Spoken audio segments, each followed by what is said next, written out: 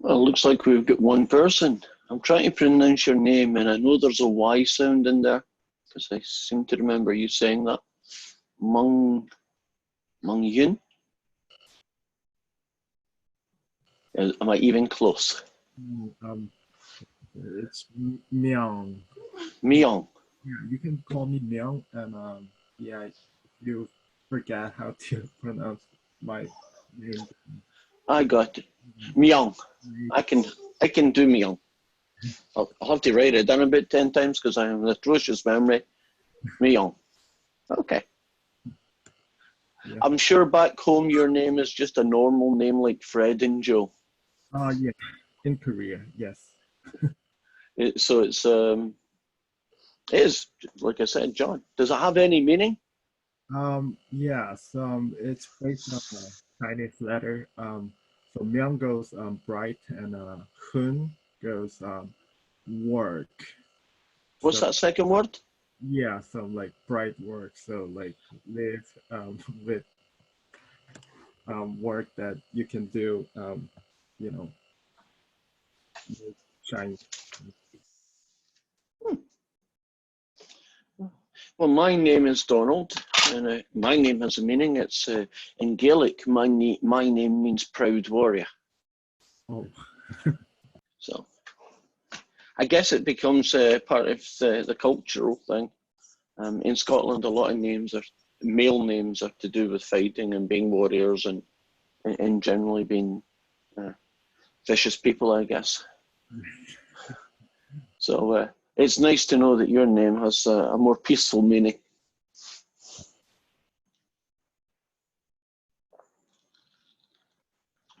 Is there any names that have military names like Proud Warrior and things like that? Are there any yeah, Korean names? no, but I have no idea about that. I mean, yeah, what? Yeah, this is all I got. Myung Hun. Well, I guess you're only interested in, in that background noise is my dog who's managed to find an old plastic bottle and is quite fascinated by the fact that you can bite it and it makes lots of noises. So I'm going to get them to move. Come on, guys. Let's go. Come on. Let's go. Come on. Good boy. We'll get them a treat.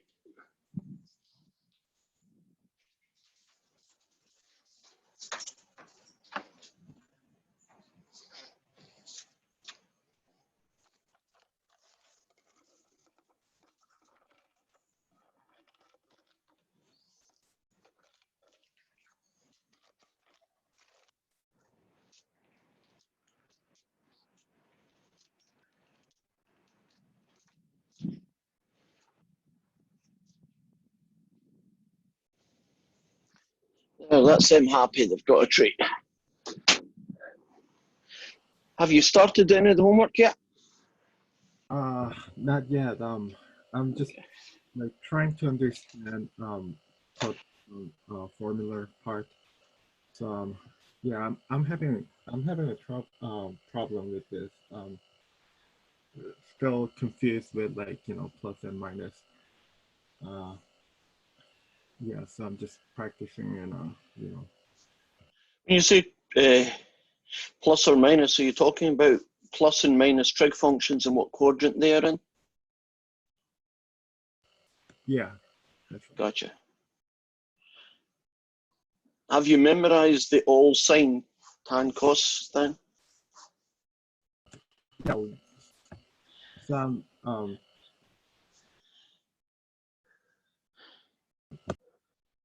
You know, the guy that looks like this? right, Yeah. But you're still having issues sometimes trying to find out when it's positive and when it's negative. right. Gotcha.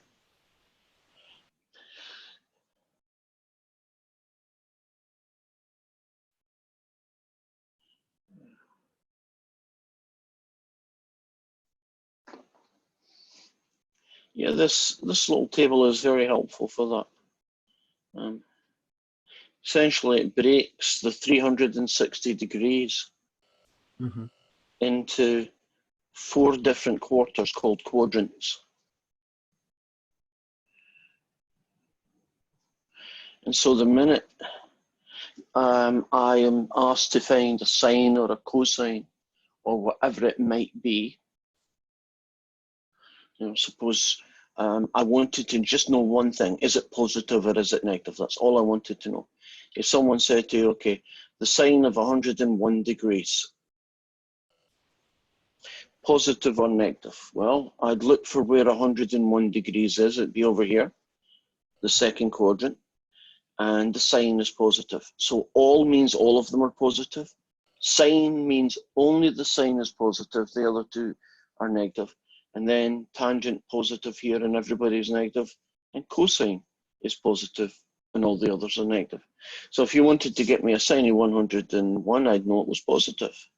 On the other hand, if you asked me to find the cosine of 101 degrees, it's also in the second quadrant, but it's negative.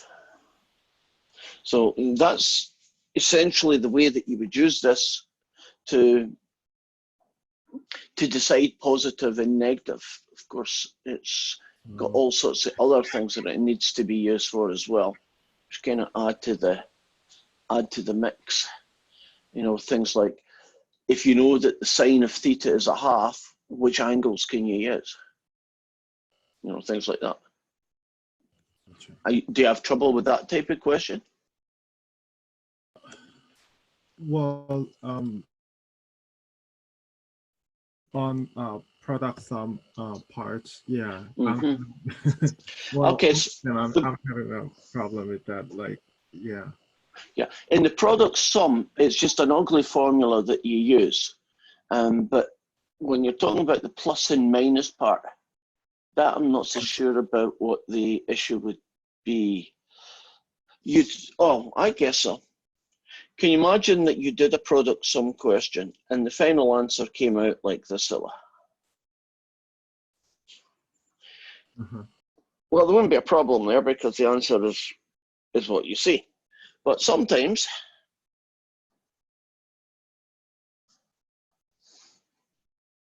you get this funny little guy, a negative sine x fella.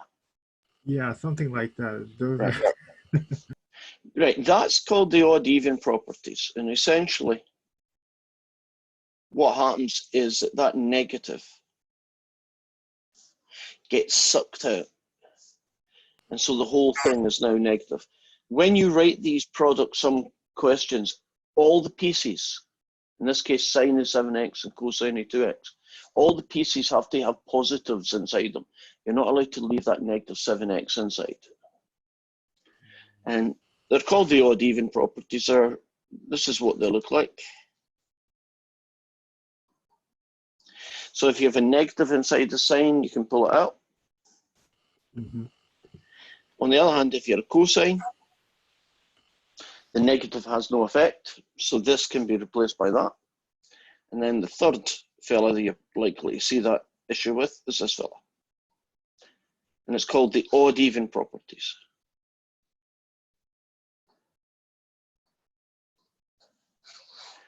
And like trig, there is an awful lot of things you just have to memorize.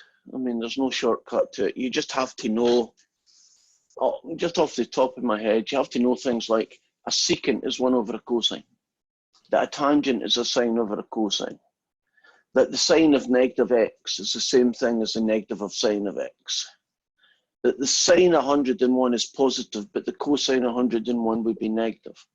I mean, it's lots of little fiddly things. Each little bit is important because when you put it together as a package, it allows you to get the final answer in the correct form that it needs to be written. So good luck with the memorization. That would be your where you're going to spend most of your time. Sure. Thank you very much. You're welcome. Well, hi Tiffany and Dylan. Looks like we got you as company.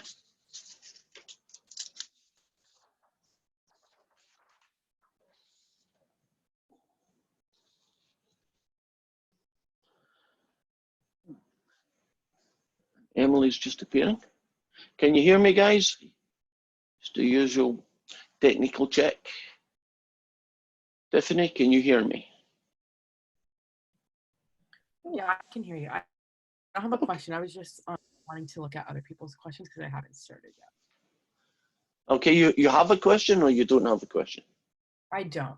Okay, that's fine.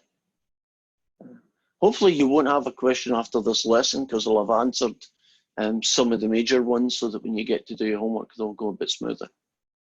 That's the plan. Dylan, you hear me? I can hear you. Great. Emily, how's things? They're fine. Just ready to learn something. Oh, that's a good attitude. I'm always learning stuff. I'm ready to learn anything. I learn some mostly useless pieces of information, as my wife says. For instance, do you know the capital of Mongolia? Not. You mean in all your education you've never found out the capital of Mongolia? I'm sure I did at one point. I just can't remember. It's Ulaanbaatar. And my wife is always amazed by the fact that I know things that are so useless. Like, why would anyone even want to know what the capital of Mongolia would be? Or a bunch of movie quotes that aren't important. But I'm I not always so good. Yeah, I'm not so good at movie quotes. Have you got one? I don't even know which one to pick. There's so many. Oh, that's good. Any that I remember, I kind of misquote them anyway. So Yeah. I guess like everyone pretty much knows this one. hmm Um, I have a high set of skills. I will find you and I will kill you. You know, everybody knows that one. It's Liam Neeson from Taken. So Well, you found someone who doesn't know that quote because I didn't. you didn't know that one? No. Taken? What was the movie again? It's Taken by Liam Neeson, where he goes to save his daughter who got like. Oh, yes. I do remember the movie, but I can't remember the quote. I Yeah. mean, his poor daughter and wife have been taken quite a few times. Yeah, yeah, it happened a couple times. He even got taken at one point, I think. So they need to start wearing GPS trackers or something. I think they better just divorce him and leave. Yeah, It's probably safer. probably. All right, I'm gonna grab my coffee. Okay, I'll let you go on with that. Just taking a quick register. There we go.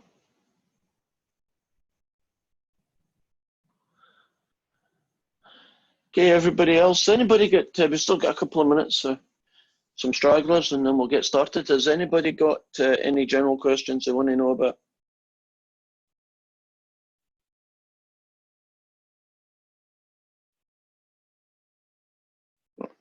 I guess that's a good sign. You all know the test is going to be, this will be test 3, is due Sunday, midnight. It'll appear Sunday morning.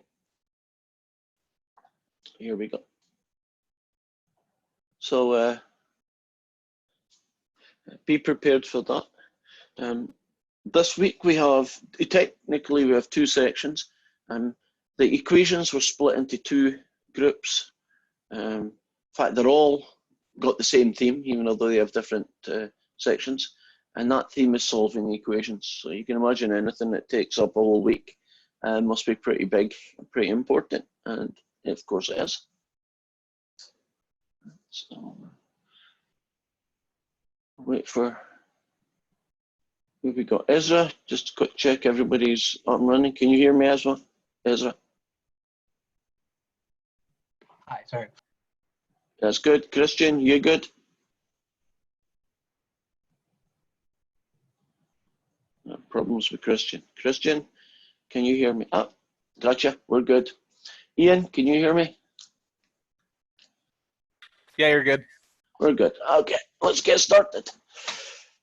So, what's today going to be about? Well, we're going to be looking at one. Oops, let me get this thing oriented a little bit better. We're going to look at solving simple equations. And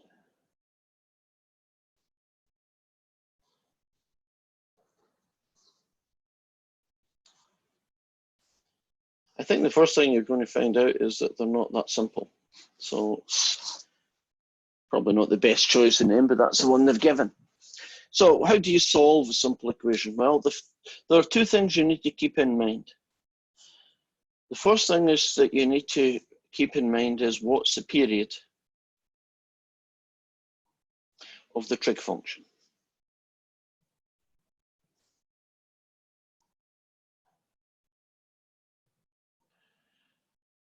And what that allows us to do is generate lots and lots of solutions. One of the things that makes trig equations a little bit different from algebraic equations is when you do an algebraic equation, there's typically a finite number of solutions. You know, if you solve 2x plus 1 equals 50, you're only going to get one answer for x. If you solve a quadratic like x squared minus 9 equals 0, you're only going to get typically one or two answers. In that last example, you get two. But there is a finite number. But not trig equations. Trig equations can have an infinite number of answers. And the reason for that is that a trig function like the sine or the cosine repeat themselves. They go up and down like this all the time. And because they do that, 30 degrees might be a right answer, but then later on 390 degrees will also work, and then later on forever. And so we have to take that into account, and that's what the period is going to be about. And the second thing that you have to take into account when you solve a trig equation is the range in which your solution exists.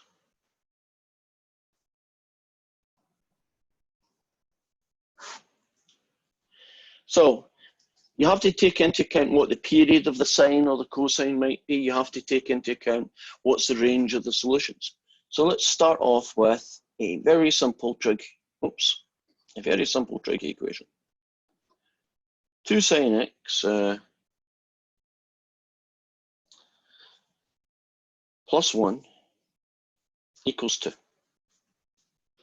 Now, the algebra of how to solve these ones, which is probably why they're called simple ones, is pretty much the same algebra that you would use if you were solving a normal linear equation. A normal linear equation is 5x plus 1 equals 10, right? I call this, as long as you do it to both sides, it's okay rule, which is my name for what's going on, right? So I would subtract 1 from both sides. I would then divide both sides by 2. Now, in a normal equation, you'd be finished at this point. You'd just be saying, oh yeah, sine of x is a half, find out who x is, and you're good to go. In this case, x is going to be the inverse sine of a half. Now, one way of looking at that is we're trying to find an angle called x that has a y coordinate of a half. I really don't like x being used in these equations, and the reason I don't like them being used is because x makes me think x coordinate and y makes me think y coordinate. I much prefer these questions to be 2 sine theta plus 1, because theta makes me think angles. So that's just an idiosyncrasy of the process. So what am I looking for? Well, I'm looking for a unit circle that has a sine equal to a half. And what I'm saying is there's a guy over here somewhere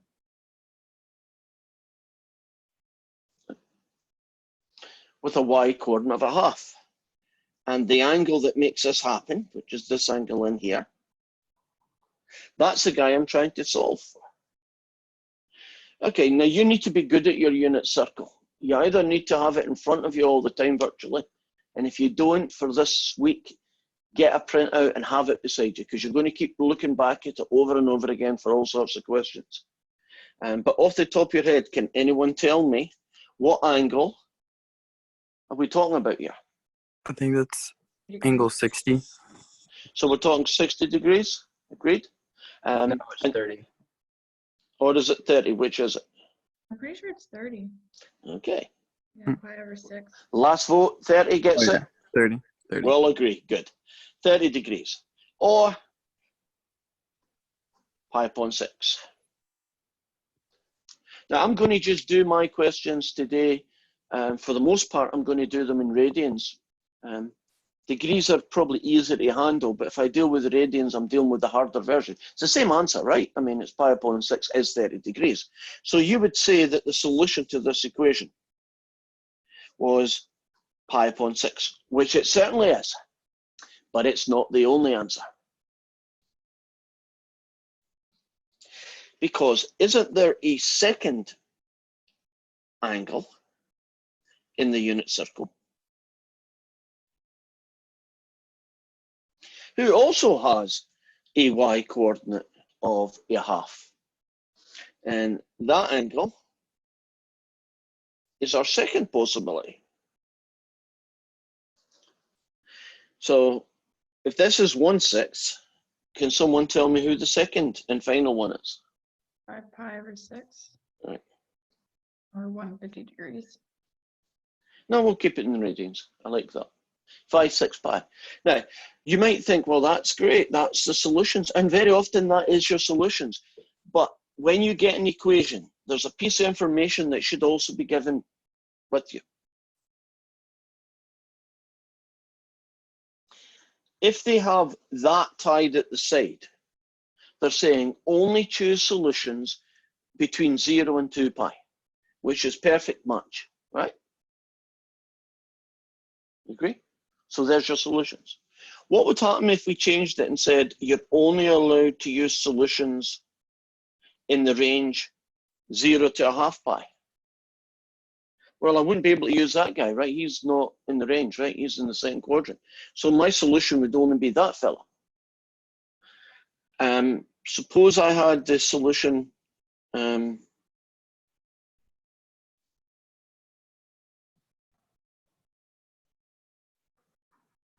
one. Suppose your range had to be in this range here. Would I be able to use both of them, one of them, none of them? Which solutions would be usable here? The pi 6. Yeah. What about 5, 6 pi? Is he in the range 0 to pi? Oh, they're both over. Yeah, they both are. So when I'm talking about the range in which your solution exists, I'm saying, yes, you get your answers. And sometimes you can use both. Sometimes you can use just one. I could even make up a silly one. Suppose they went and said you're only allowed to look in pi to 2 pi. Well, do you see, none of those two would work, right? So that would be does not exist, DNE. So the range in which your solutions exist is going to affect which solutions you're going to write down. Does that make sense? Right. Now, what about this darn thing up here called the period? Well, let's talk about this question again. We found two solutions, 1/6 and 5/6.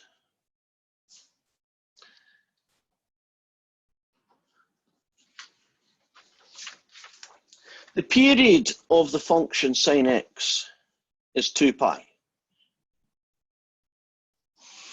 We all agree? 2 pi? Yes. Right. Now, if you imagine the angle here was this one here, right? Pi over 6. Couldn't I get the answer being going all around the circle and back again? Wouldn't that answer also work? Yes, it would. Yeah, it's a bit like 30 degrees works, but wouldn't another 360, which would take you to 390, wouldn't that actually be the same place? Yes. So it means that not only does pi upon 6 work, but pi upon 6 plus 2 pi, which is what, 2 1/6 pi. Actually, wouldn't pi upon 6 add 4 pi work? And you can even take away 2 pi. Now, what does that tell me? It tells me that if you make no restrictions, so see when they they ask you to solve this equation, but they don't write anything down here, they just leave it as solve this equation, then that means that you are going to have to write down an infinite number of different solutions, because there will be an infinite number. In fact, if you put the other one in, doesn't this one also give you an infinite number of solutions? So there's twice infinite, whatever that means. Well, we can't write them all down because there's an infinite number. So we have to find a way around that problem. And this is how we do it. you see all these guys and all the permutations I haven't written? They all have one thing in common. They all have a pi upon 6. And then you add 2 pi k. And we understand that when you write this k, it means that it's an integer number. So it means it's 1, which should get you this answer. It's 2, gets you this answer. It's -1, it gets you this answer. So that is a nice mathematical, compact way of writing down all the solutions when there's an infinite number of them. It will be the solution you got plus various multiples of 2 pi, right? 2 times 2 pi, 10 times 2 pi. Now for the second fella, you get 5/6 plus 2 pi k. Now in general, it's going to be whatever your answer is, plus the period of the trig function times k. Now we know that the period of sine x is 2 pi, that's why that's 2 pi. But that doesn't mean that every question you're ever going to do in a trig equation, the trig function has a period of 2 pi. You know that that function is going to have a period that will be different from that from time to time. Give an example. Suppose it was the tan function, right? I did an equation with tan x in it, right? What's the period of tan x?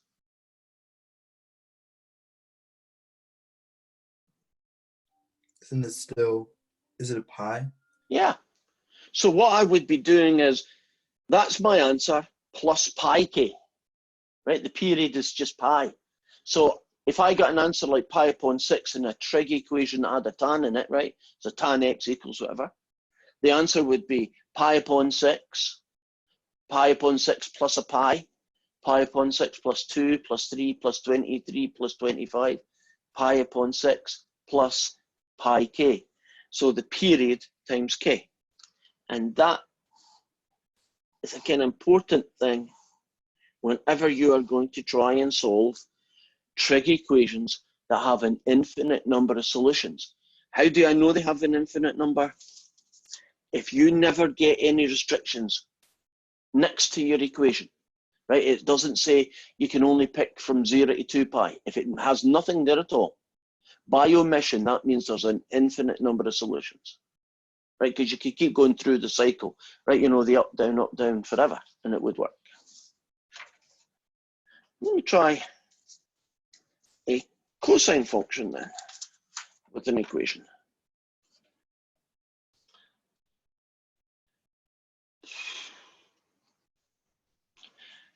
Two cosine x equals square root of 3.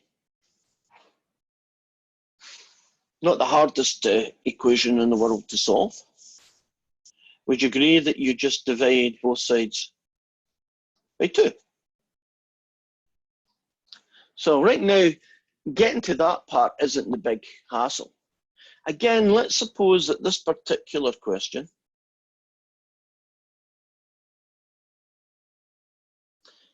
was 0 to 2 pi. That's good news, because that means there's only going to be a couple of solutions. I only need to find those, right? So it's not an infinite one now. Well, if I look at my unit circle, aren't I looking for an angle? See, that's why I don't like x here, whose x coordinate is equal to root 3 upon 2. So can you imagine there's some guy over here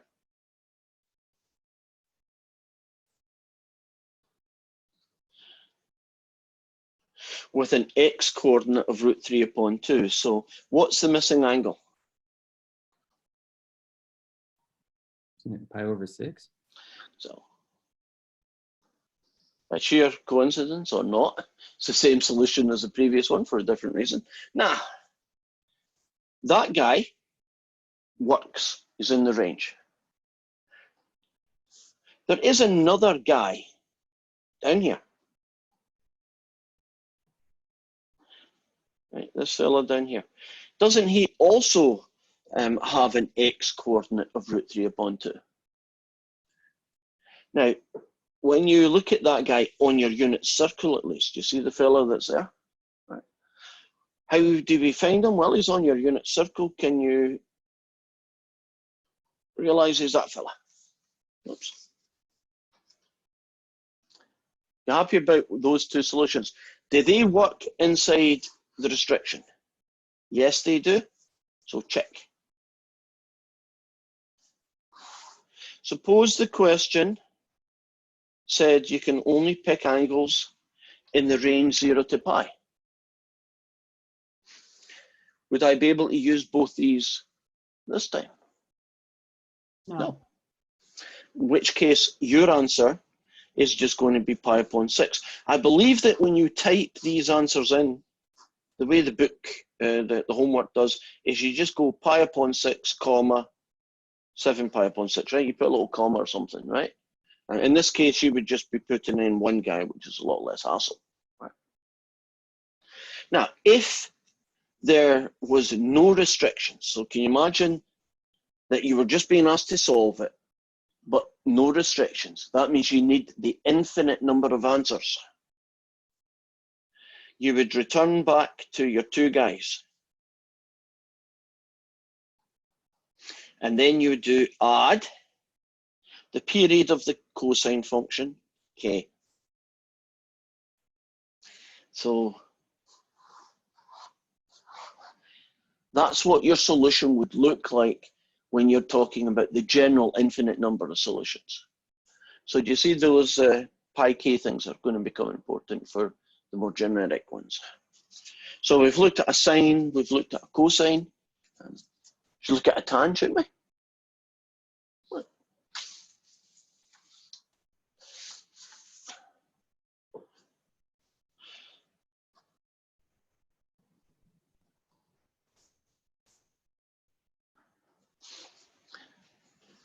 There's a tan equation.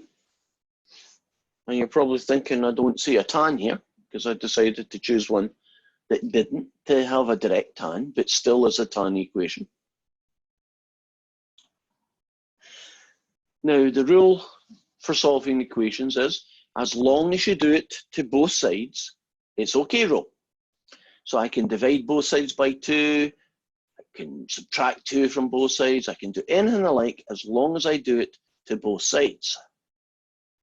I am going to divide both sides by not a number, but by cosine x.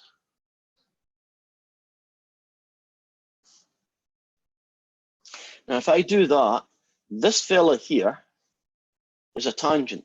So I get root 3 tan x, and this guy is 1, which I can now divide both sides by this fella. And now, as you can see, it is really a tan, wasn't it? It's kind of disguised. Didn't look like a tan when it started, but it is a tan equation now. So I'm trying to find an angle. This is a bit messy. Whose y over x, and its y coordinate over x coordinate, is equal to 1 over root 3. Now, when you go looking for these answers, there's some angle here, just putting it in a generic place, that when you take the y coordinate and you divide it by the x coordinate, you get 1 over root 3. Has anybody got an idea of who this angle would be? Pi over 6. So you're going for pi over 6. Now, what's the coordinates of pi over 6? The x is square root 3 over 2, and the y is 1/2. So let's show you why he's right. If you take the y coordinate, which is a half, and you divide it by the x coordinate, which is root 3 over 2. Although this is messy, do you know the 2's essentially cancel it? Now that means we have got one of our solutions. Yes, I know, I've got no imagination. I didn't mean this to harm, but it's pi upon 6 again. do not assume every trig equation the solution is pi upon 6. If you do that, you're in real trouble, right? Pi upon 2, I'm going to definitely pick an angle for the next one that's not pi upon 6. Now, there is a second place. Now, you know in the first quadrant, all of them are positive. In the second quadrant, it's only the sine. In the third quadrant, it's a tangent, all sine tan. And in the fourth quadrant, it's a cosine. That means that down here somewhere, isn't there another guy whose coordinates look like that, who also works? And we are trying to find that fella. And that guy happens to be 7, 6 pi. So if the question had said 0 to 2 pi, there's our two answers, right? If it was 0 to 2 pi, there's our two answers. If it had said 0 to pi, I'd only have one answer. If it had said pi to, I don't know, 2 pi, I'd only have one answer, but it would have been that one. And well, this would be a silly one, but I guess it could happen.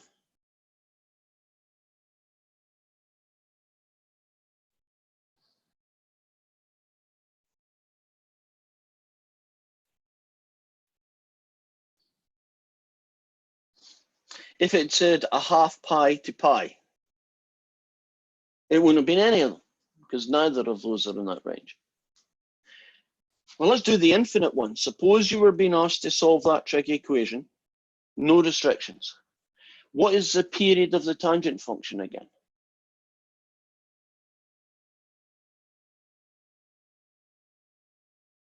Period of the tangent function. That one's pi. It's pi. Now watch, this is sneaky. You would say, quite rightly, pi k. And then you would take your second solution, and quite rightly, you'd say that. And then you would look up your solution, and it would say wrong. And you think, I ain't done anything wrong. Well, you haven't so much done something that's wrong, more that you haven't noticed something. What happens to pi upon 6 if you just add a single period to it? Don't you get the other answer? So in this combination up here, aren't all of these already included inside them? You see what I'm getting at? So if you add pi to this guy, you get that guy. So you really don't need to repeat yourself. This would be enough. Now that's only true when we talk about simple trig equations, right? In the sine and the cosine, there are two distinct answers, both with plus 2 pi k's on them, right? For the sine and the cosine, you get your two distinct answers, plus 2 pi k in each case.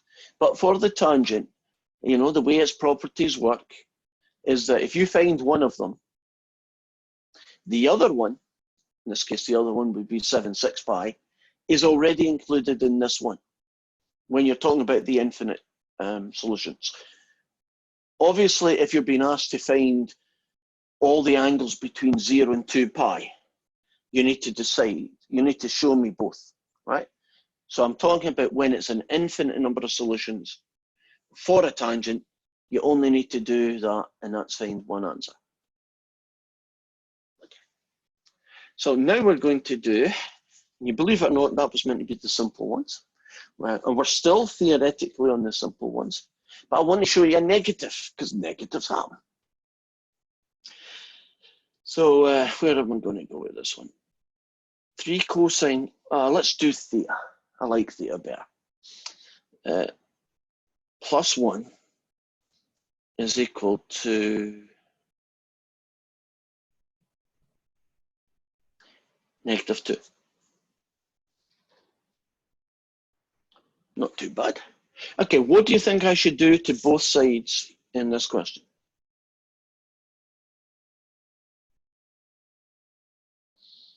To solve this, what should I do to both sides first? Subtract 1. Subtract 1. I totally agree. Then divide by 3. And there's that negative I was talking about. I could have got -1/2, but at least I'm not getting pi upon 6, right? At least I'm getting something a little bit different. So what we're looking for now is that guy, right? So I'm looking for some angle theta whose x coordinate is -1.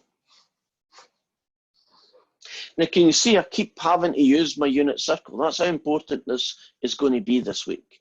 You know, I can almost not think of a question where you're not going to use it, right? Now, if I look for the guy that has an x coordinate of -1, it's this guy here, which ends up being pi. Now, I chose this question for a couple of reasons. First one is I wanted to have a negative here just to show you what it would look like. It doesn't really make a lot of difference. Can you imagine you could get sine of theta equals -√3/2 or tangent theta equals -√3, right? You're still going to get your answers, right, from the unit circle. The second reason I chose this one is to show you that there are a few exceptions to the there are always 2 answers rule. Isn't that the only place that has an x coordinate of -1 on the unit circle? So that means that's your only guy. Typically there's 2, but you know, you can imagine a few situations where there's only 1 answer in the entire unit circle, right? Pretty hard to find, but there's an example of one. Now, if I look at the period of the cosine function, it's 2 pi. If you wanted to get all infinite number of solutions, you write it like that, don't you? Which is pi plus 2 pi k.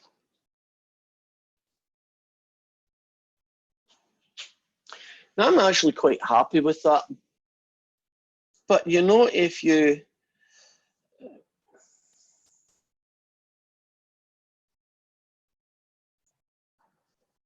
could do that, I wouldn't. So I'll just not bother. Right. That's good enough. Right. We're comfortable with that, fella? Right. Sometimes there is 1 solution rather than 2. How about this problem?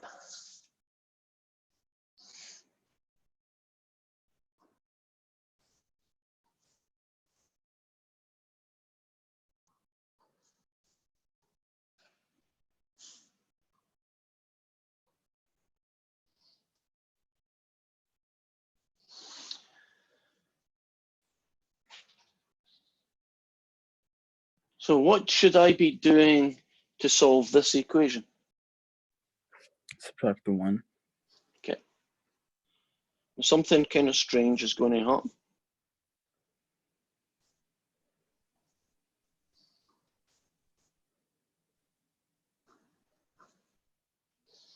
Wouldn't that be a D and E because you can't really have it signed to? Well done. Yes. Now, there's a couple of cool things about DNE. The first thing is that that's the question finished. And the second thing is, because it doesn't exist, it doesn't make sense to have an infinite number of do not exists, right? So it kind of terminates the question in a very nice way. Sines and cosines can only take values between 1 and -1, right? So if you ever get to sine of theta is 5, or cosine of theta is -3, right? If you ever get things like that, you are going to be left with the solution does not exist, DNE. And then in a nice sort of a way, that kind of terminates the question, makes it easier to do because there's nothing else to do. Is it possible to get an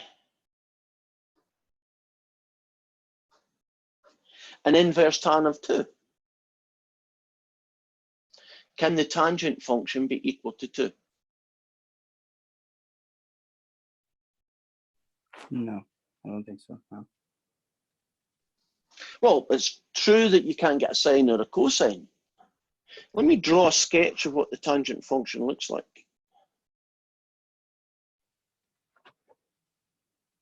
Do you see that funny little vertical asymptote that they have at 90 degrees, pi upon 2? Mm-hmm. It means that the tangent function can be equal to anything. You can get a tangent function, right? Tan of theta equals 1 billion. You can get a tangent function, tan of theta equals -1 billion. So you're not going to get a does not exist out of a trig equation with a tangent in it, because tangents can take all values. You will get it, a does not exist if a sine gets bigger than 1. You will get a does not exist if you try and get a cosine that's bigger than 1 or less than -1, right? But for a tangent, all numbers are valid. Now, the questions I've been doing so far have been in radians, and they've also been in the unit circle. So let's move a little bit away from that and look at trig equations with decimals.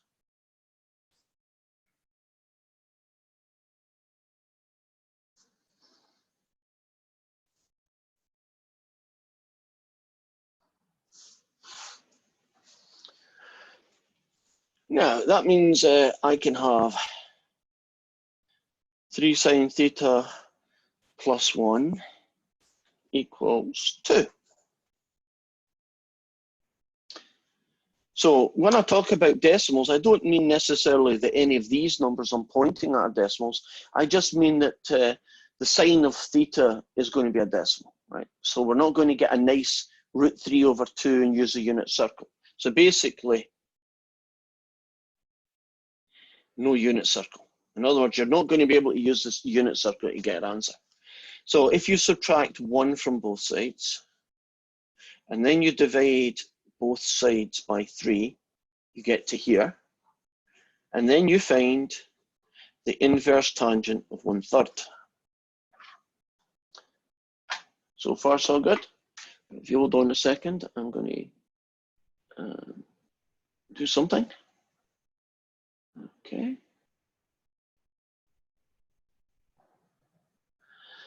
If I go and do a share with a bit of luck, this will work. Right. Now, you should be looking at a calculator emulator. Got it? Okay. Now, I am deliberately going to make an assumption here that I know is wrong. Actually, I don't know it's wrong. I'm about to find out if I'm wrong.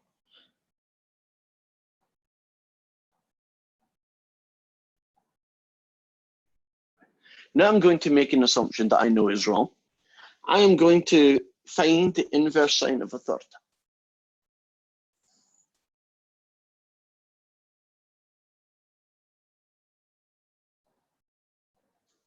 And the answer is 0.339, roughly 0.3, right? Very roughly. And I was given this original question knowing that I'm looking for degrees. So let's assume I was looking for degrees. Do you see that that looks very small? 0.3 degrees is hardly moved off the x-axis. And I'm suspicious about very small degrees. I want degrees to be 52, 27, right, 19. I don't want degrees to be 1.1, 0.3s. And the mistake that I kind of made, because you kind of looked at me doing it, is if you know that your answer should be degrees, make sure your calculator is in degree mode. If you know that the answer should be in radians, that's fine. Make it radian mode. But make sure it's in the right mode, depending on the question. Because there's nothing more frustrating than doing everything right, but at the last step, you had your calculator in degrees when it should be radians or vice versa. And then you write down that number and you put it in a little box and it says error. Because what your first thought is, I don't know how to solve equations. I thought I knew how to solve it. I thought I was doing everything right, but it's wrong. So that must mean that everything is wrong. No, probably just means you didn't have it in the right mode, right? You had it in radians when it should be degrees. So I'm going to keep this guy in degrees for a while because these type of questions are easier, I think, to see in degrees. So let's do it again. Inverse sine of 1/3. And you'll see a big difference in the answer. Right, doesn't that look much more reasonable as a number of degrees, right? 19.47 some stuff. Now I'm going to cheat a little bit. I'm just going to make this to the nearest whole number and we'll call it 19 degrees. And the only reason I'm doing that is to make the next stage a little bit easier to do instead of getting all cluttered up with the decimals and all that. We know that there are two solutions typically for a trig function. Right? And we found one of the answers, it's 19 degrees. And that is in the first quadrant. This 19 degrees is the angle that it makes, right, with the x-axis, which is fine. Now here's the problem. There's a second answer. I need to find it. Which quadrant will I find a sign that's positive?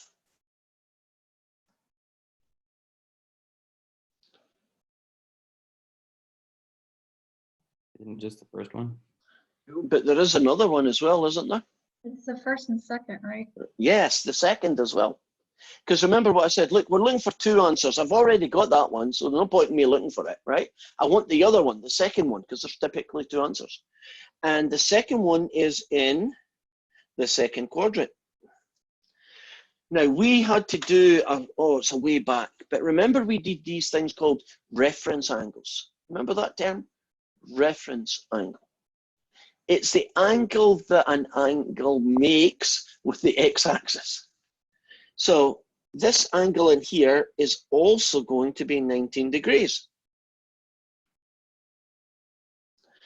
That's how I can figure out my second answer. Do you see it's 19 short of 180? Right, that's the 180 mark here. That angle, the one we want, is 19 degrees short of the whole thing. So if you do 180, take away 19, you now have the other answer, which is 161 degrees.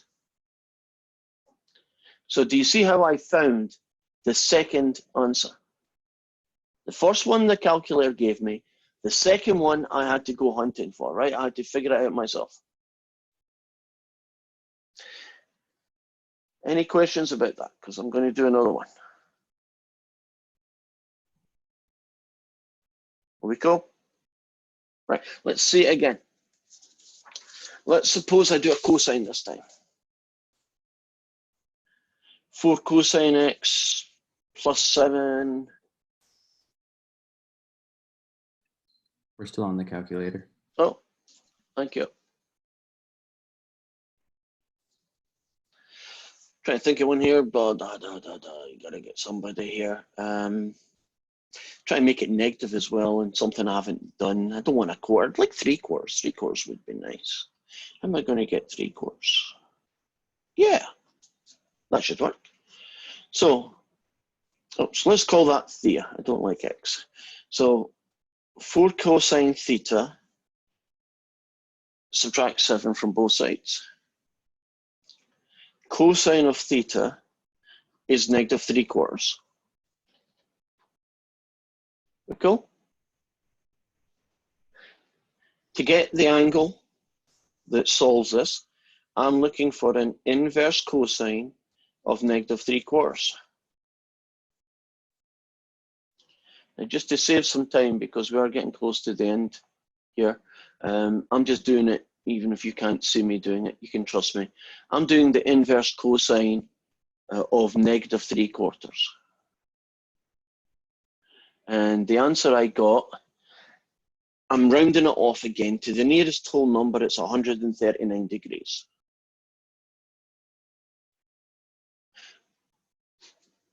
So far, so good? Right.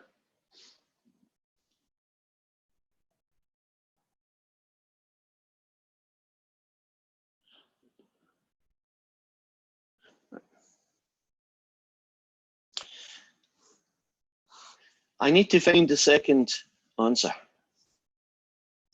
Now, the cosine is -3/4. The 139 degree one they just gave me is this angle here. Now, it's definitely in the second quadrant. You can see that visually, right?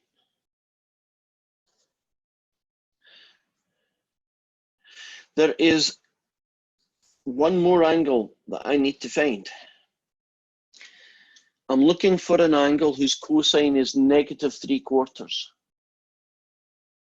Which quadrant will I find that answer in?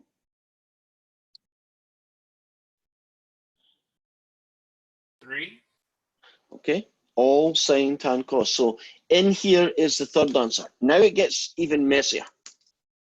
That angle's 139. You see this little, oh, it's red in my thing, it looks black on the screen here. Do you see this little angle in here? That's called the reference angle, right? The angle you make with 180. What's the size of this reference angle? Because I need to know that to get the second answer. 180 minus 139. Okay, now you do that, you're left with, I believe, 41 degrees. Are you happy about how I found the reference angle? Now, the guy we want is over here, right? We've decided he's in the third quadrant. Won't he also have a reference angle of 41 degrees as well? So the angle I want, this picture's getting really messy, so I'll do it with my finger, is that angle, right? All the way around to him. Now, when you look at that, isn't it 180 plus another 41 degrees? So the 221 degrees is your second answer.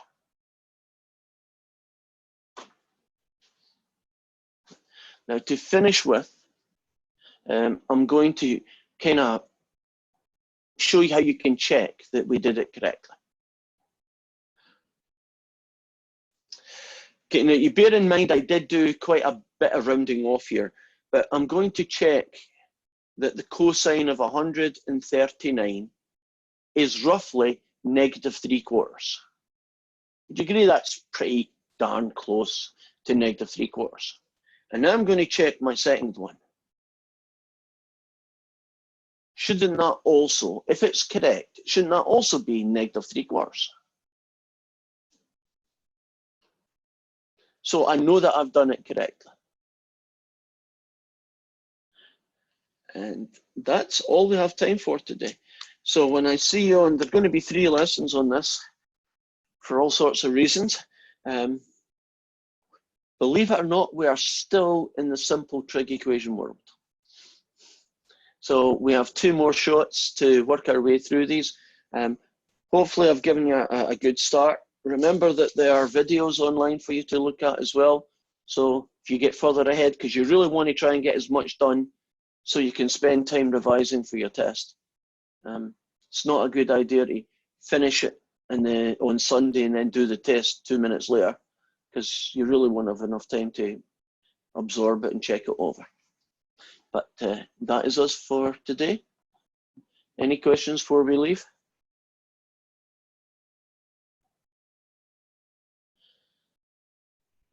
Thank you again for your time, Professor. It's always greatly appreciated. Well, thank you, Morgan. See you soon. Bye. Bye, everyone.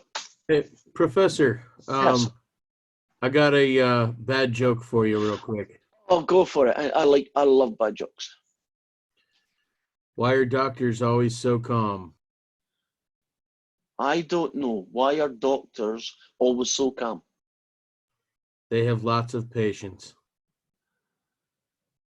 Your son told you that one. His popsicle stick did, yes. Close enough. You have a good day, Professor. You too. Bye-bye.